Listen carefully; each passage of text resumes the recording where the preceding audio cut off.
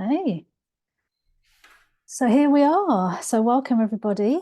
So this is another podcast with the Ripple of Awakening podcasts, which is a place where we explore the journey of awakening and how that's impacted people and changed their lives. And I'm delighted that today we have Lilo, all the way from Belgium, I believe. So welcome, Lilo. And we're going to explore the topic of self-expression, which is very dear to my heart. So I'm just going to give a little intro about Lilo, and then we're going to dive in. Okay. So after leaving behind the hustle and bustle of her life and career as a Broadway musical theatre actor and singer in the vibrant heart of New York City, Lilo embarked on a journey that would profoundly transform her life. This led her to join the Mystical Living Miracles community in Utah, which is dedicated to inner healing through the teachings of A Course in Miracles. She wholeheartedly committed herself to service, deepening her practice of healing and forgiveness. Upon her return in her homeland of Belgium, Lilo felt an undeniable calling to rediscover her connection with music, prompting her to meld her passion for voice, music, dance, and play into transformative voice liberation programs, to name but a few. Lilo believes that by expressing yourself fully and freely from a true and authentic place, you will start to feel more ease, joy, and connectedness in life. So amen to that. That sounds absolutely wonderful. So yeah, so welcome, Lilo. It's lovely to have you here. Thank you so much. Yeah. And we don't really know each other that well in form. We've never met before in form, as it were. But we have had a couple of joinings, and I think our connection is A Course in Miracles. That's a big connection, I believe, but also this journey of self-discovery around self-expression. So yeah, I'm really looking forward to exploring this because I feel it's a very important topic. So yeah, it's interesting that, your life before this was, you went to New York and were a singer and performed. I mean, so yeah, it'd be really interesting just to hear a little bit of that sort of beginning, what sort of took you in that direction to do that. And then why the change, what happened for you to take you in a different direction? Yeah, I really wanted to sing since an early age, but I was very afraid, and so it took me quite long. It took me until about 19 years old before I actually gave into that. I didn't sing or express myself in like more an artistic way or creative way at all really before. Now and then I would sing, but there was always a lot of fear, so I kind of hid it, and I would maybe sing under the shower a bit, but even then I would be very aware, are people at home, or yeah, so it was a secret, so much so that my parents were quite surprised when I told them at about 19 that I wanted to audition for musical education, a musical school in musical theater school in Brussels. you sing. I mean, they knew that I they have had heard me before, and that I could hold a tone, could sing a melody, or um, could sing on tone, on pitch, Mhm. and but yeah, I didn't I didn't express myself so much. There was just a lot of fear, Mm.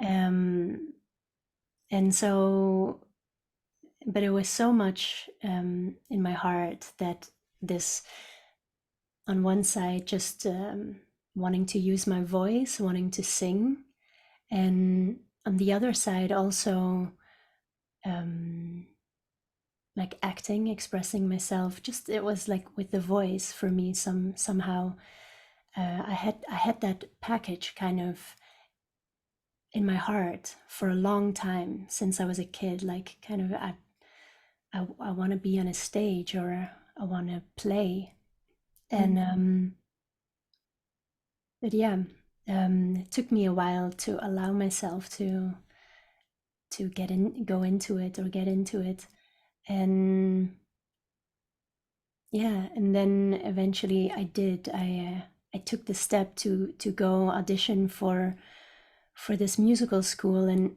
it was actually because I had met a girl, a new someone new that had come into my high school, and she was into musical theater, and it just, she was talking about it, and then that brought it out for me, my passion as well. So we started kind of singing together in the corners of the school. And so she was like, "Oh my God, you can do this. You can actually do this, even more so than me," she said. So she was so convinced right away, and telling me that I should go for that. And then it took me a couple years still to get into it. And but then I would call her and say, "I really want to do this, but I'm so afraid." Mm. And then she yeah, she just helped me overcome my fear in a way, or take the first step. So that is what brought me into musical.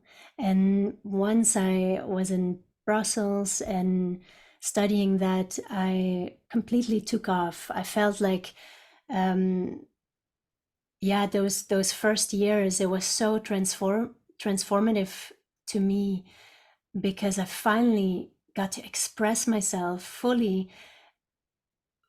Just using the voice is one thing already that I could feel. I think it just opened up my whole being or something. And then there was also, yeah, the creativity Mm. of it as well. Um, the play, and yeah, being creative, and how that can feed or nurture your heart, or this, yeah, a deeper connection, a connection with yourself, really.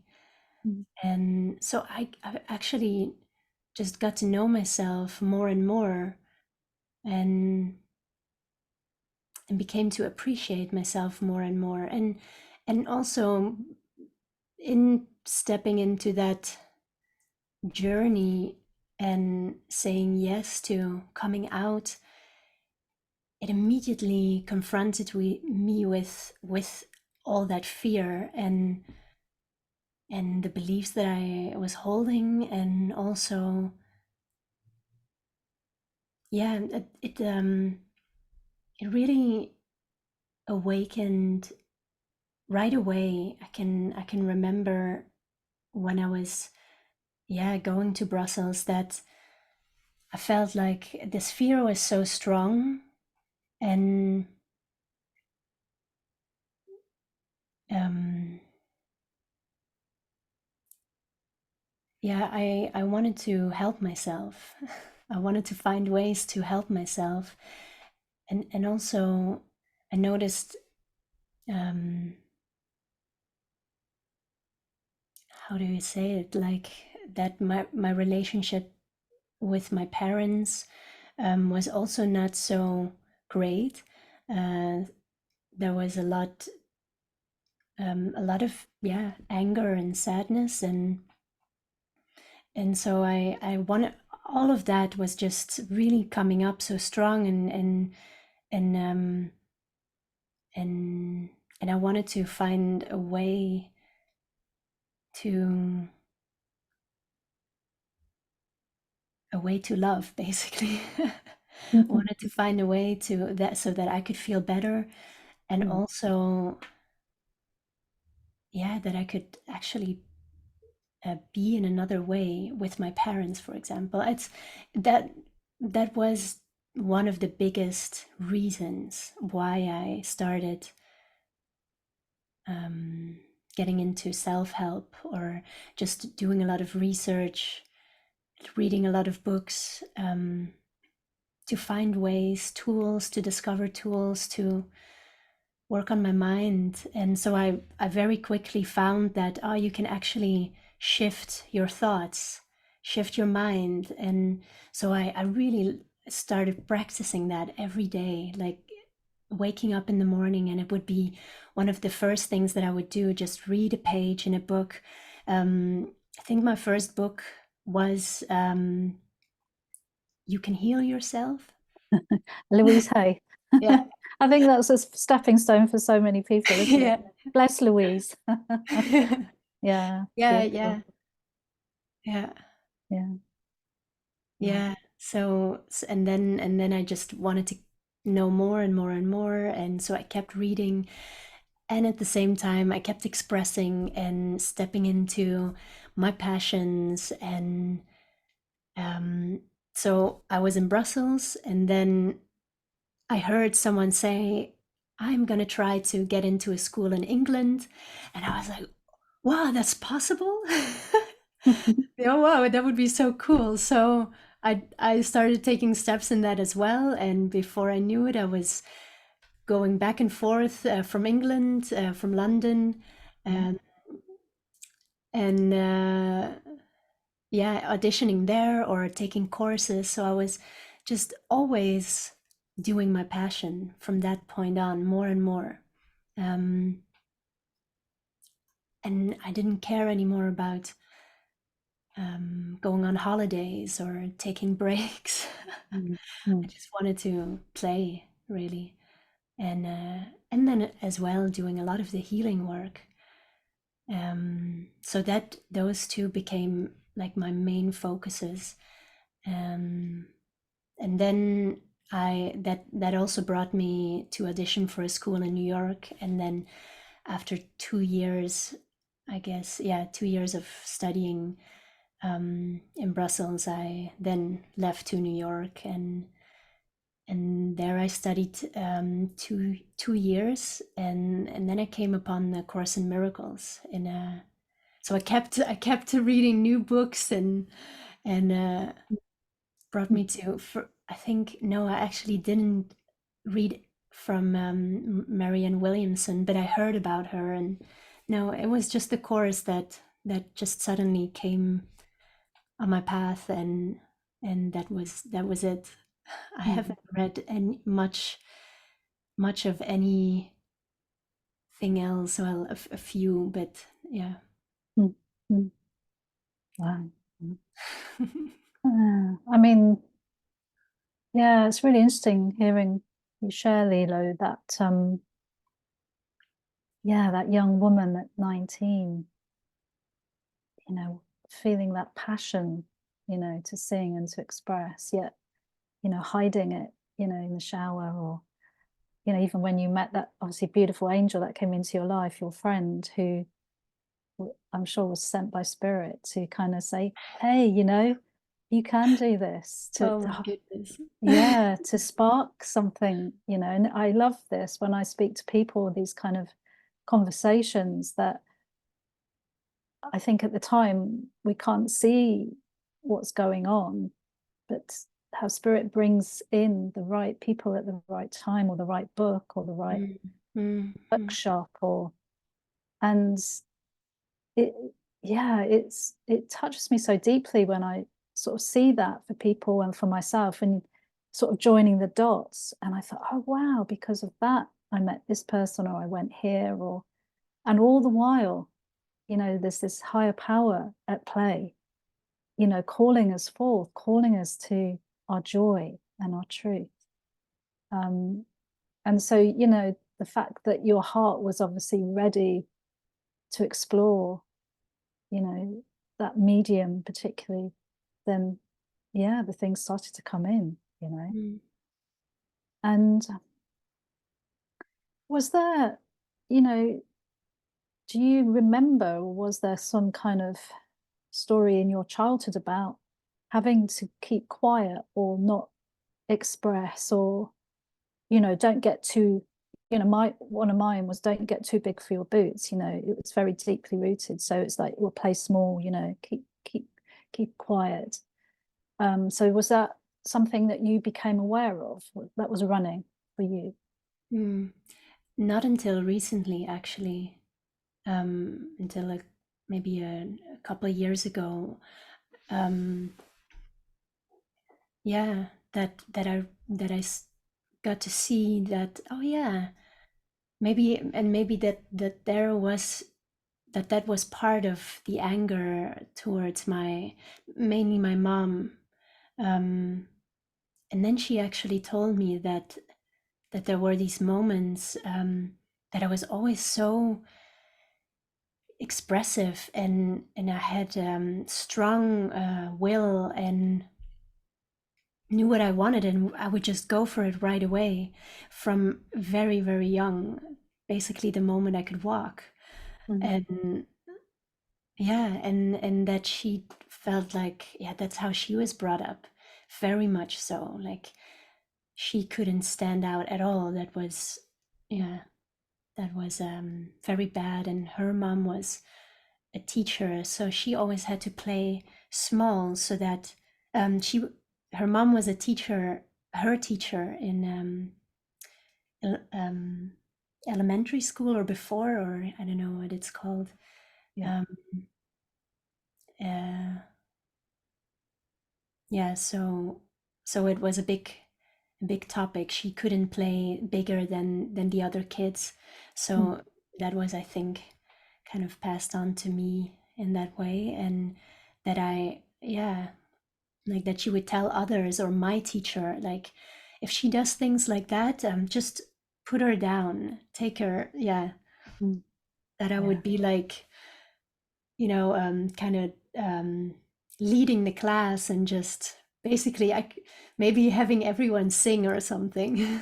And Yeah. yeah, and to stop that. So I think there something must have happened there Mm. Yeah. to, yeah. Yeah, that shutdown. I mean, I think it's very common in many guises, many ways, and this is the part of the awakening journey, isn't it?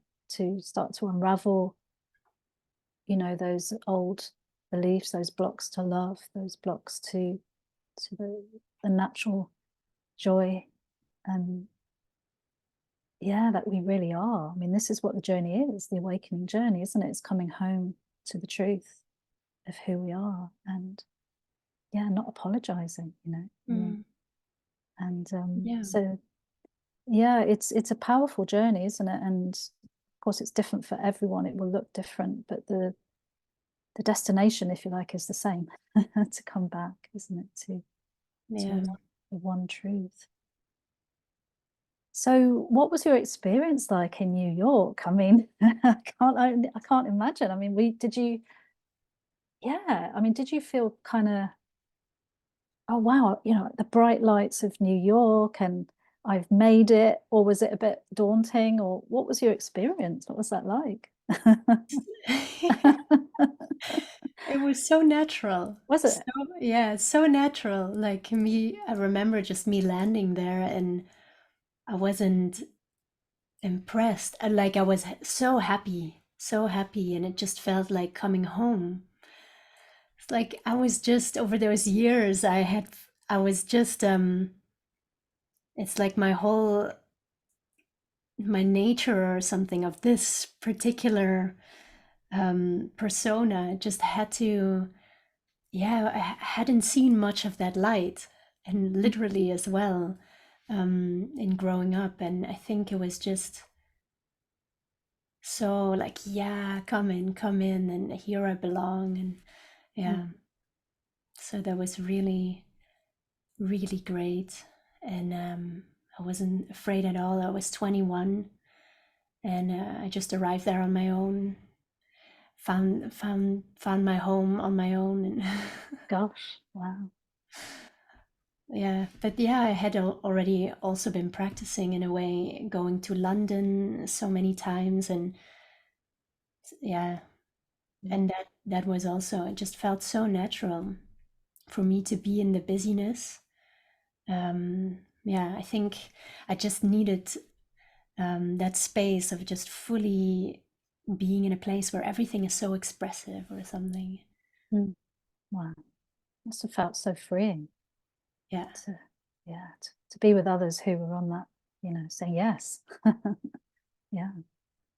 So how long did you sort of do that? I mean, so you actually were in plays or musicals? Did that come forth for you? Yeah, I worked for about a year, um, after I finished studying. And then actually already during that year, after about half a year of having worked, yeah, being working there, um, I came across the Course in Miracles. And then I, I just, I was, I was reading the course, and then I found David Hoffmeister, who was a teacher, of the Course in Miracles, and I was just listening to him day in, day out, in the night Mm. as well. And so yeah, so very quickly, things started to already turn around for me. Like my, yeah, I had these two passions for being on stage, or performing and expressing myself, and then waking up. That Mm. became bigger and bigger. Mm. um yeah, it also continued to be like a big part of my day while I was studying, um and and then after that as well, to do the inner work. And yeah, and I was very curious. And then I find it's like my heart was really calling for witnesses to this deeper love, and love of God, even though, or love for God, even though I wasn't thinking about God, or at all. Yeah, I didn't have a relationship with Jesus or the Spirit, or yeah, that was all not so much on my mind. But love, this question of I want to love, and I want to know that we're all equal. And yeah, there was something kept calling of like, show me that basically 100% love, unlimited love is real. And then also in my class in New York, there was actually a girl, who had left her life in, where was it? Was it in India? She had spent a few years in a monastery, kind of a silent monastery. There was not many people there, and so she was she had actually lived like this whole other life already before then. Yeah, I think she discovered that she also had this passion and longing, and then that's she felt like I have to also allow myself to experience that. And instead of, yeah, staying in a very secluded and way of living. Yeah, I think it was a Buddhist monastery actually, Mm, and she was in my class. Like, mm, how often do you come across that? And definitely, like in a non-spiritual environment, someone that that had already gone so deep, and that attracted me right away when she started speaking about that she meditated, and then I started asking her questions, and eventually she told me her whole story, and I was, yeah, I mm. could feel that I was really, that I had a longing as well to go live in that way. Um, yeah, somehow this devotion to God, even though I didn't, yeah, like I said, I didn't really think of God, but yeah, I, yeah, somehow maybe I did, Yeah, yeah, or without me knowing it.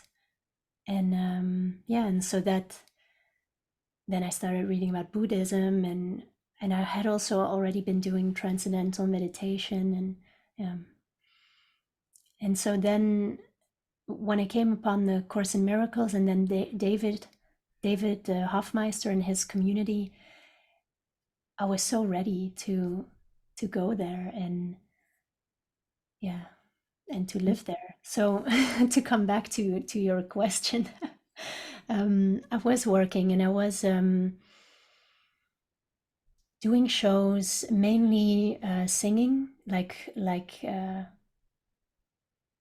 I actually I auditioned, and this is so beautiful.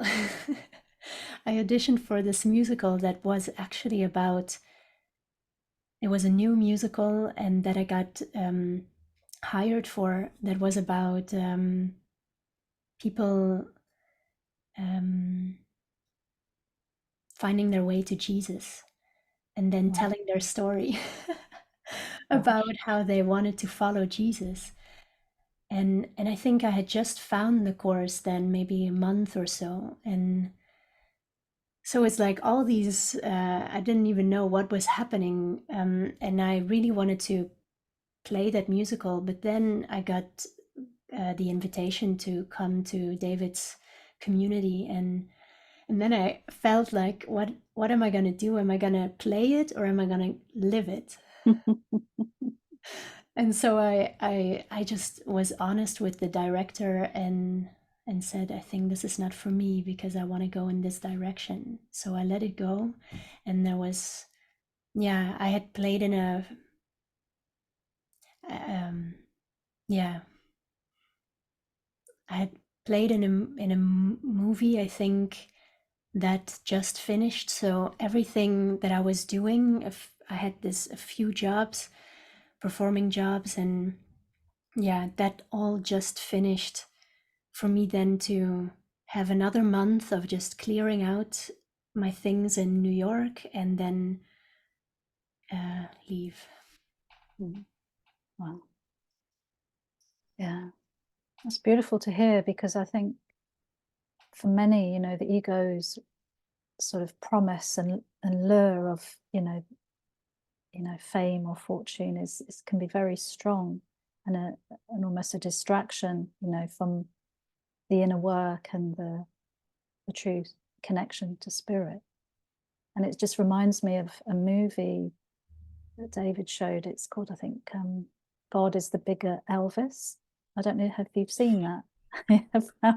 Yeah, that's exactly the movie that when I spoke to Jason and David, they suggested me to watch it, and, Oh, and I did, and I was just like, yeah, I had no fear at all, and I did have things come to me as well right before I left. This music producer from Canada, Toronto, Canada, I think, he reached out to me, and wanted to work with me, and I think he had worked with Britney Spears or something. Like, it was, just something bigger. yeah. And I thought, well, who knows, maybe for later, but now I'm going there. Mm, mm. Wow, wow. Yeah. Yeah, and for for people who haven't watched the movie, it's a very famous. Well, she was famous, I don't know, back in the 50s or 40s. She did a movie with Elvis Presley. I think her name was Dolores, was it, or something like that? I think so, yeah. And she had, fame and fortune at her feet, and people wanting her to go and star in all these different movies. Someone who wanted she was going to get married, so she had, in the ego world eyes, like everything, but there was this deeper calling to God, and then spirit came in, and she ended up going to a monastery, I think, with some nuns, just as for rest. But she ended up just making the Mm-hmm. choice to stay and Mm. give up the world as we would see it. But yeah, that deeper calling, um, which is in everyone, isn't it? But for so many, it's so hidden, and but yeah, so it feels so beautiful that you just really feels like that calling was very strong, and you trusted it enough to think, yeah, let's do this, let's go in that direction. And so you went to the monastery in Utah. Since what kind of age were you then? Still early 20s, I guess, were you? Or Mm, yeah, I think I was 25, 25? 26. Yeah. And so that space for you then was quite a deep dive, I can imagine. Yeah, yeah, and at the same time, it was also natural. Um, but yeah, I've gone through a big transformation, I'm sure. Yeah. Yeah. um, yeah, I just felt like this is where I want to be. When I landed there, I was just I fell down on the floor. Basically, I felt like not necessarily that the ground there was like holy ground, but like physically, but I just, yeah, it was that same feeling when I started going to um, or taking my steps towards musical or yeah singing, Mm. that that feeling of coming home. And yeah, I just wanted to be in a place where I could get to know God. and and Mm. and yeah, knowing that all these people were doing the same and that they understood what I was feeling, that was really um yeah, so great. uh why would I want anything else, you know? Mm. Mm. Yeah. Mm. Yeah. Yeah. Really resonate with you. Yeah. When that somehow finds you, that it's really relatively young, 25, to be kind of really feeling that calling. And yeah. So once you'd kind of, I think you were there, what's it, a couple of years or something like that? Or, Yeah, I was there first for a year, and mm, I moved to some places where they live. yeah. um and then I went back to my parents for a year, and then I went back. um yeah, and so it was like a total of 2 years. Mm. Then I, yeah, left again.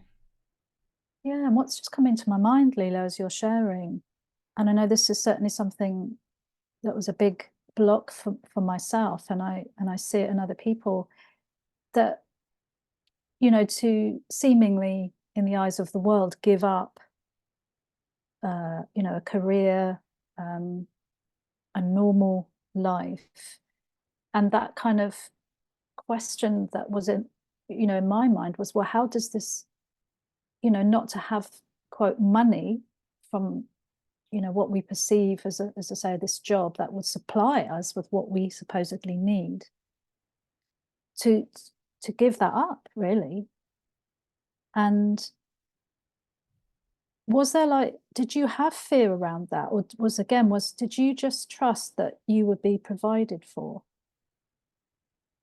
Yeah, I think so. I didn't have much thought about it. Mm. um, yeah. Yeah. It takes courage, really, to just do it, you know. I think it's amazing because I can see for myself, there's been so many times when the ego has come in and said, well, you know, you can't do that because dot dot dot. Um, so yes, it feels wonderful that you could trust that and just, well, it sounds like it wasn't even a fear. You just were called deeply to do what you had to do. So Mm, mm, yeah. And then and you started to feel that this was going to be a way to move forward, to bring this to other people, to help other people to learn to express themselves and connect on a deeper level. So what was the next kind of direction? How did that show up for you? mm. Yeah, well, first, it was for me to, and continues to be, to fully keep stepping into extension through music, and because that, yeah, that just seems to be what I'm called into, or Mm. what I'm attracted to, what makes sense for me, and and so yeah, at some point I really felt to write my own music, and that had also been calling already for a few years, um, and that was a big step again. So much fear to let go of, and in a whole process and journey, and that's actually why I took the time to come back, or why I felt guided in a way to leave the community. It just felt like I had to yeah, explore this journey, or give that space, and so eventually I started writing, and I also started playing the piano and guitar, and writing some songs, and then eventually I started recording, which also, like, there was another step, to really, like, yeah, keep following the prompts that I have, or that I was given, um, and there would be like these firm no's, and like, who do you think you are, and what's that gonna matter, and just gonna be a waste of time, and it's not gonna be valuable, so it's a waste of time, and was so strong. It's like I've already had to go through that same pattern several times over my life. Mm. Like, no, it is important because you're being called into it, and yeah, who how do you say that in English? Like, what's to say, or who's to say that it's not important for you to sing, or that it's like, now it became like, me writing my own songs, it's not spiritual enough, or it's not really, it's like another personal pursuit, it's not really gonna bring you closer to God.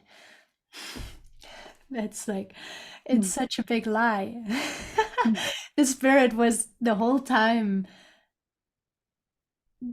say, that is the way, that is your way, that's me, it's me, and I couldn't believe it Mm. until I started doing it, and Mm. then, oh my God. And then also, in a way, the reflections from others when I start sharing, and the people that showed up to help me record. So, yeah, the beautiful reflections, and of, yeah, gratitude, and also encouragement, and um yeah, that's been really helpful, and great, to convince me and to shift my mind. And yeah, I just kept praying to the spirit. The more I felt that sadness coming up again of being repressed, like I'm repressing this, and then eventually I just feel so repressed, that yeah, I pray, I'm calling out of help me to take these steps because I'm so afraid, and help, give me a sign if I'm ready to record my music. And then the next day, someone from Denmark, Jakob Haugum, he actually messaged me on Facebook and said, I've just seen some of your videos singing in Living Miracle or with Living Miracles, and where are you now, and what are you doing? Do you want to collaborate? I love your voice, and I would love to. And then he says, are you working on something? And I say, well, I'm just about to start recording some of my own songs. At least that's what I'm hearing. And then he says, well, if you want help, I can help you. I'm a producer. Oh, wow. So I'm like, wow. You need any more convincing? Yeah.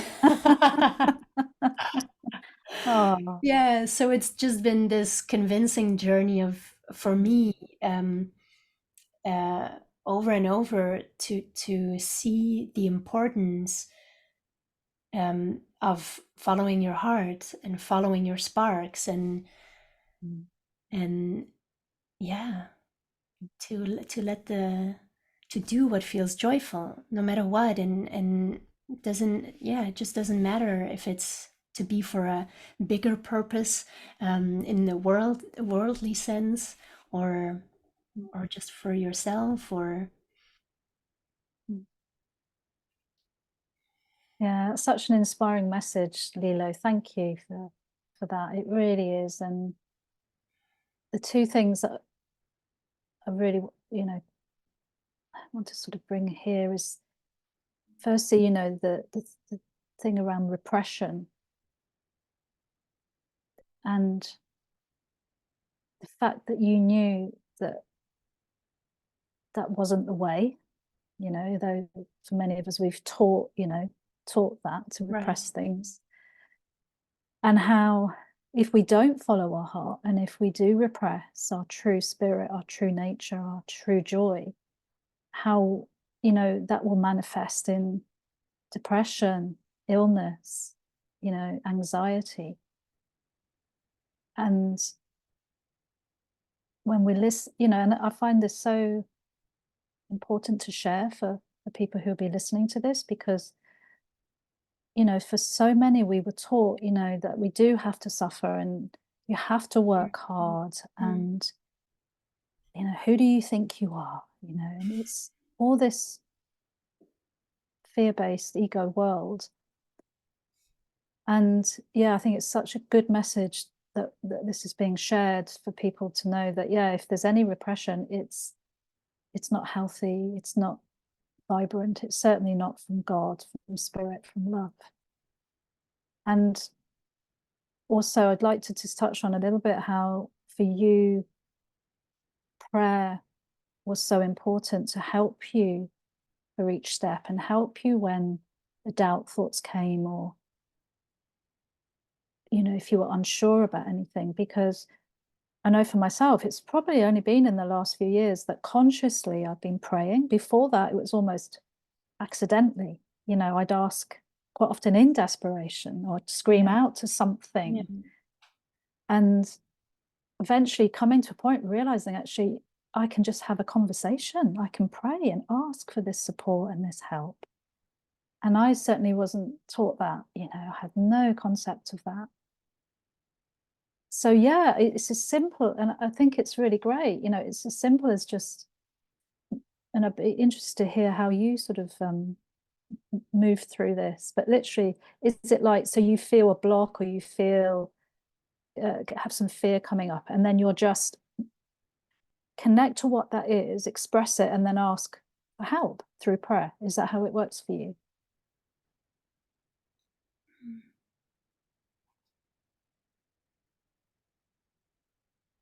Yeah, it is. It has been a journey. Um, yeah, of it. Yeah, like you said, like being accidental, or more in desperation, and then praying to becoming more and more, um, something that happens, yeah, almost constantly, or at least several times in the day. Mm. Um, yeah, more and more to I just want to feel connected. I want to feel like I'm following you at all times. So that's still very much a practice. And um, yeah, and really noticing when something doesn't feel good, or when I feel anxiety or uncomfortable, to actually, even while I'm doing things, or to be at the same time in some sort of prayer of noticing what is going on. And yeah, it becomes more this continuous, yeah, giving it over, and and also, noticing when I'm pushing something, or something starts to push, like make it happen, or finish it, or fix it. um, yeah, that always leads to more anxiety, or feeling very exhausted afterwards, Mm. and or drained.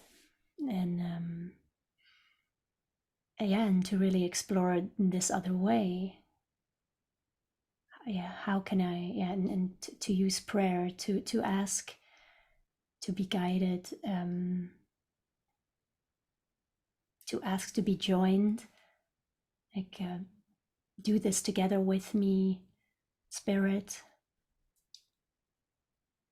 help me in this, or is this the way, basically. Or yeah, it's even becoming less and less, can you give me signs, which I've done a lot, and still do sometimes, but it becomes more, now, and in the moment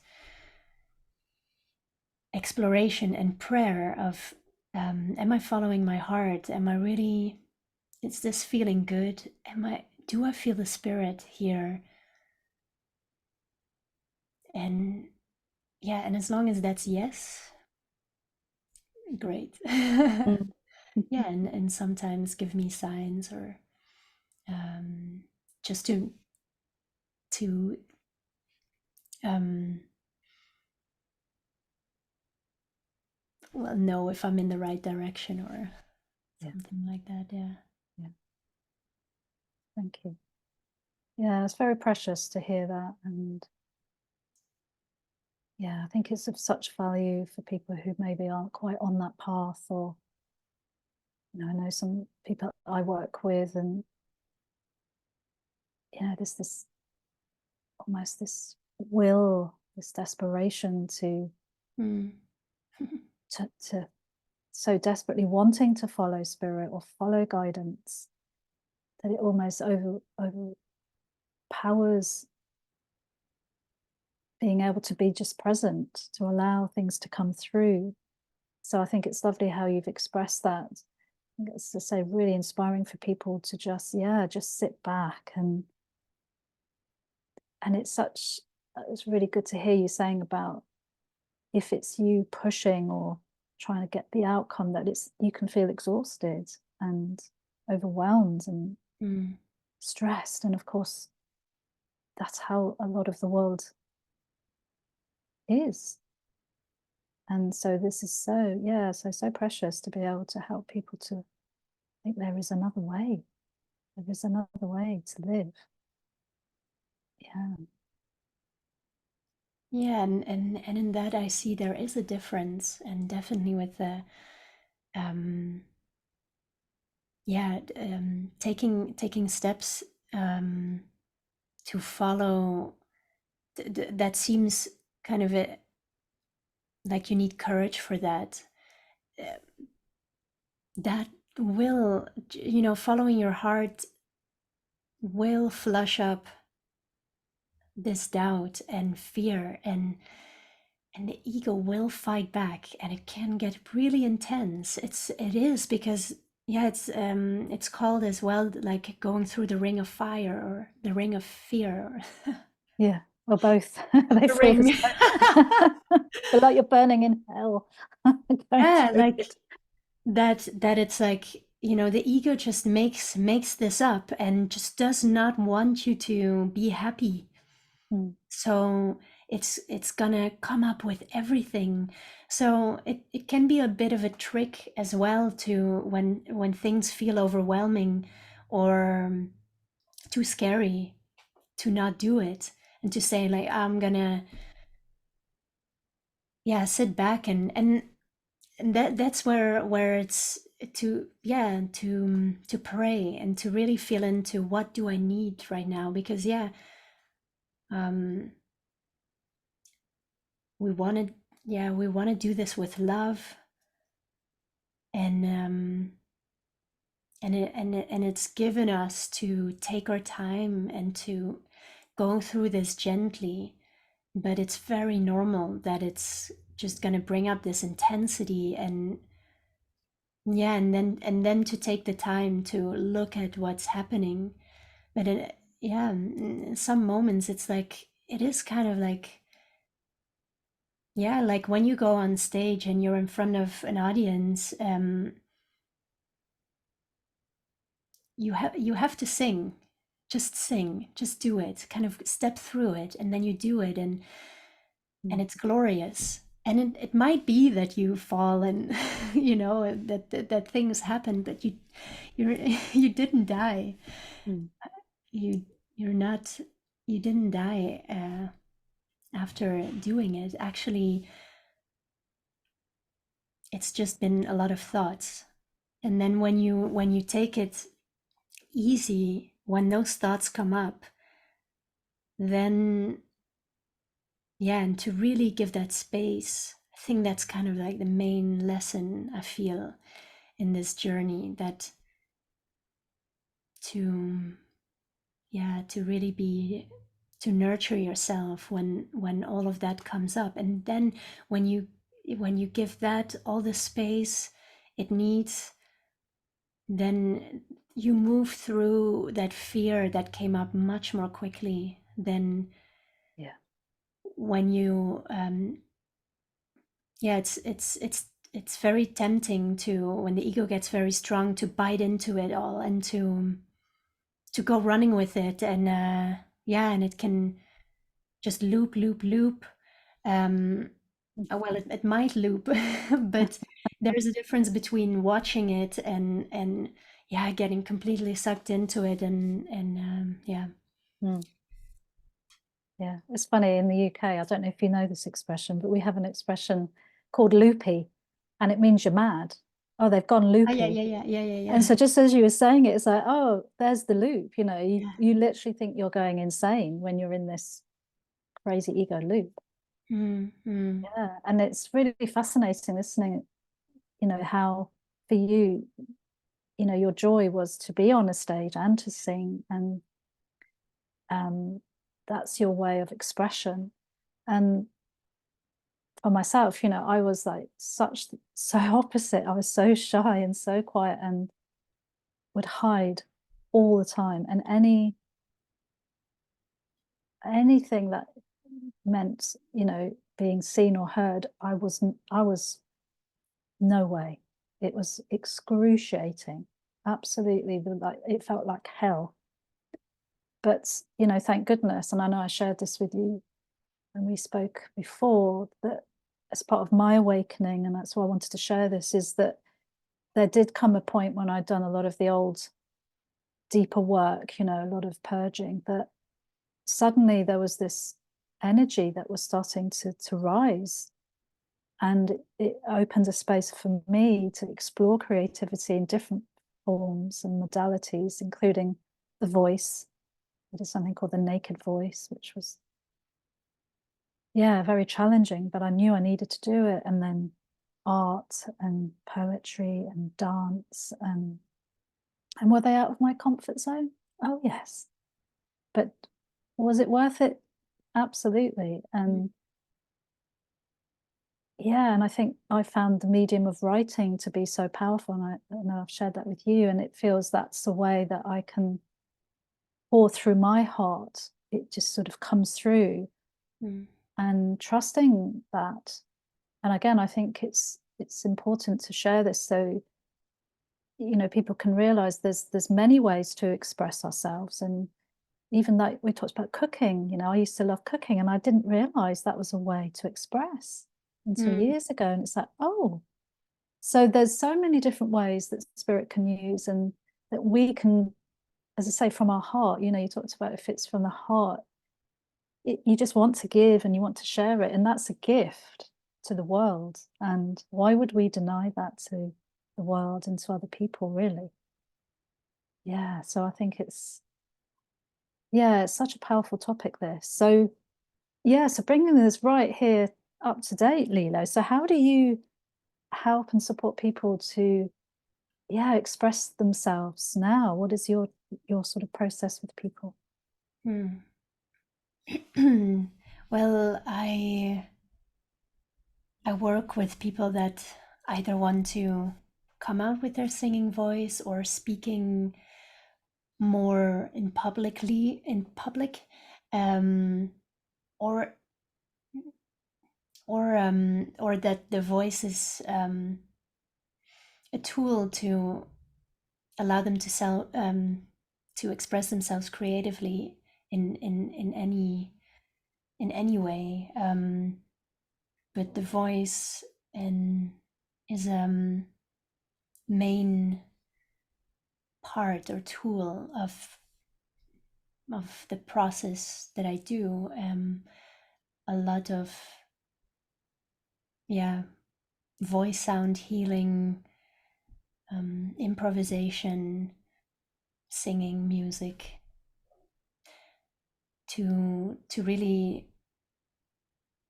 yeah, use the voice to just express anything. And so it's used. I so I can work with people more on a technical level, but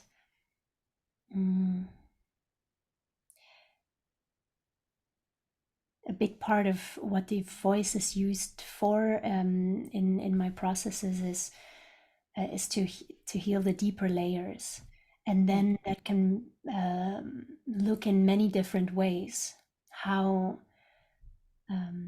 how that is expressed, and how the voice can be brought out.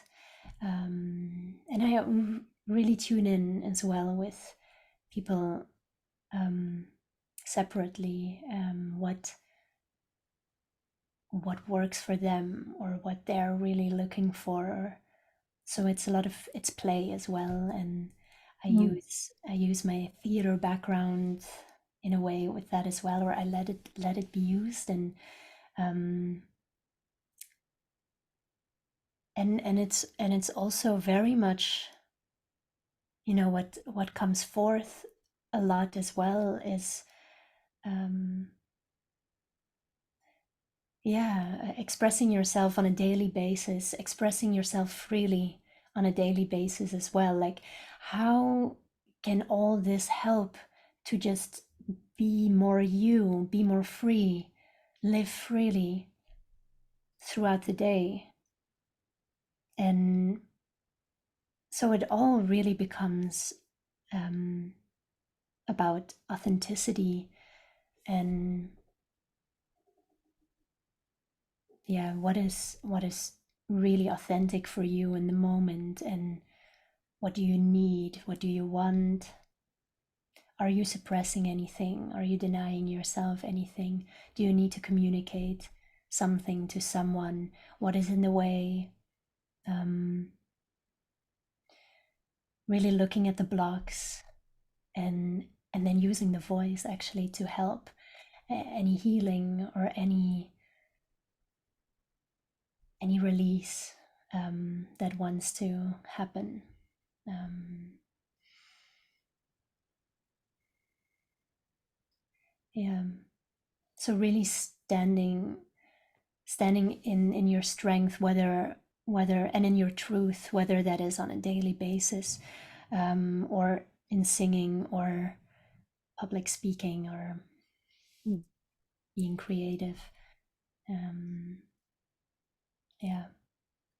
Yeah, sounds wonderful. And again, as you were sharing, I was just what was coming into my mind, one of my blocks around that was, I totally believed I couldn't sing and that singing had to, well, actually, it wasn't just with singing, it was with a lot of the creative things. Like if it wasn't good or at a certain level, then I couldn't do it. And so I just completely shut down and pushed it away. I can't do it. So what would you say to someone who, says, "Hey, Lilo, I'd love to express, but I really don't think I have a good singing voice," or, I mean, because it's not about that really, is it? But Mm-hmm. how have you experienced that with people? Yeah, I mainly work with people that feel they weren't born with this natural gift of singing or really use their voice much at all. Mm, Or that tend to put themselves in the box of I'm not a leader or I can't, yeah, I'm a follower. mm. So um what was your question again? Well, it's about how do I put this? There can be an expectation that to be a singer, you have to have what is perceived as a good voice, really great singing voice. Then and if I haven't got that, then I can't sing. Yeah, And of yeah, course, everyone can sing. yeah. That's but it, again, the ego can use it as a block to say, well, no, you haven't got a great voice. You're not Whitney Houston or Mm, whoever. So, yeah, so give it up. You can't do yeah, it. And of yeah, course, it's not about that, is it? Really? yeah. Yeah, exactly. It's not about that at all.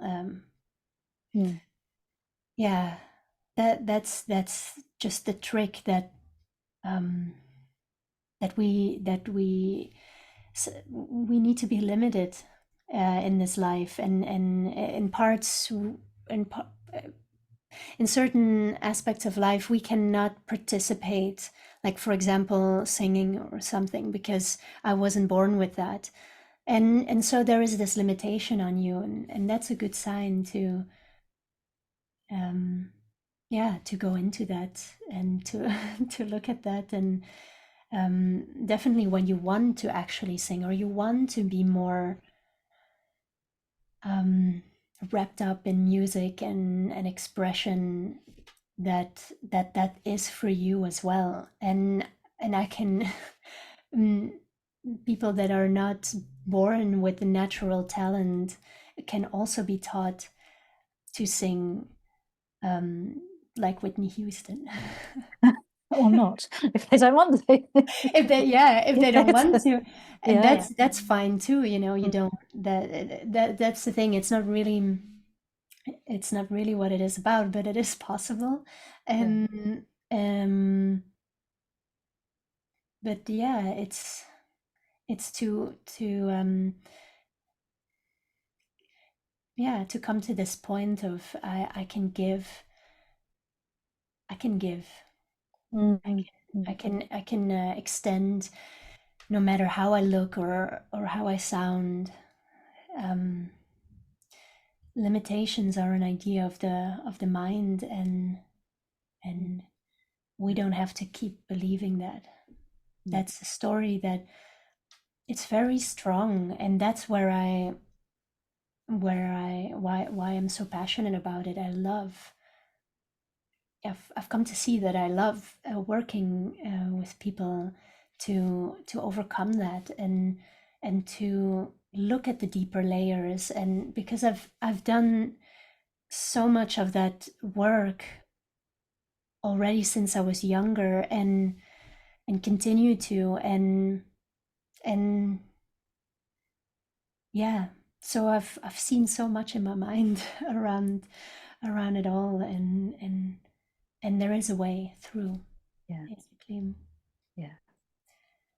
And I think what's so important as well is to have a safe space, someone that can hold you in that space, and there isn't this judgment that it or yeah, I think that's key, isn't it, for any of this deeper work, to really know that you're not going to be judged, you're not going to be Mm. forced. Yeah, It's that's the beauty. It's like this safe space where this, you can first really explore, and yeah, and take those first steps in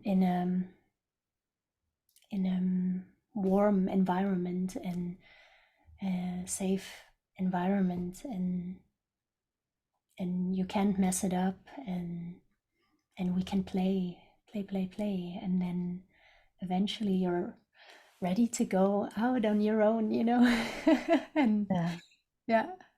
I love that. You can't mess it up. I think that was such a breakthrough for me in any area of my life, right? This perfectionism, and yeah, so I think that is so freeing, isn't it? It's like a key that unlocks something. You can't mess it up. It's like, because who says it's a mess? Who says if it's a judgment, it must be from ego. That's not love. Mm, That's not the spirit. So I think that is, yeah, it's very liberating to be told you can't mess it up. mm. Yeah, yeah. Oh, wow. This has been so rich. And so, kind of to round this up, Lilo, if you, yeah, because these podcasts are really to help support people on their awakening journey, whatever their stage they're on. They may be very tentatively at the beginning, or have a block somewhere. I mean, looking at your own journey and your own experiences for someone who is maybe in a difficult place, or feeling a bit tentative about this kind of work, or even any form of self-expression, what little nuggets or little gift would you leave us with today to share with them? Mm.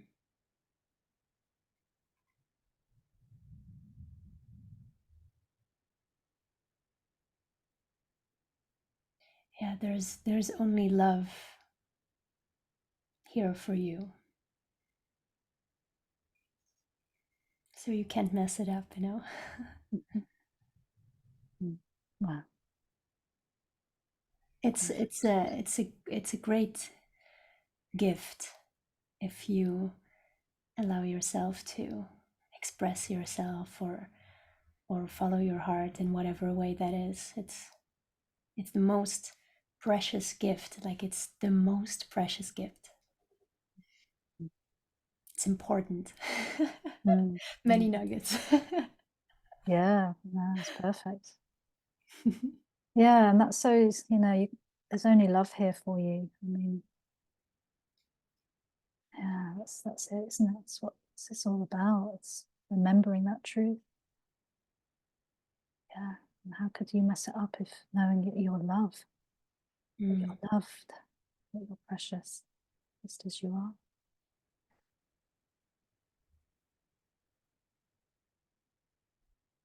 Oh, Yeah. yes, yes.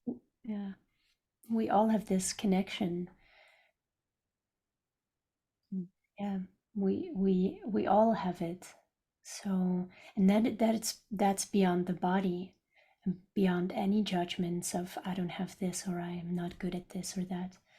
And so this connection with our higher self, or the spirit, that will tell you what to do, and there is no judgment there. There is only love there for mm, you, always. Yeah. mm, yeah. Yeah, that's the awakening, isn't it? We're awakening up to that. That's what this is all about. Yeah. And of course, yeah, the ripple will just continue the most beautiful ways. And I think this is the gift, isn't it, when we've been through our own journey? And of course, it's one where we're always on, as it were, but that as we've learnt to kind of go to those places and explore those areas, that as we can then give that and share that and give the gift, that ripples to other people. And Mm. Mm. that's what's so precious, really, Mm. that we're each guided in different ways to express that, really. Mm. Yeah. Wonderful. Wow. Thank you so much, Lilo. It has been an utter joy to Mm. connect with you, and I feel very, very grateful. I really do. And so down below, there will be information of how you can contact Lilo if you feel drawn to. Yeah, and yeah, because I know you do one-to-ones and various workshops and things, don't you? So you can, yeah, check that out below. So, yeah, well, I would just send lots of love to everybody. And again, thank you, Lilo. I appreciate you so much. Thank you. Thank you. Mm.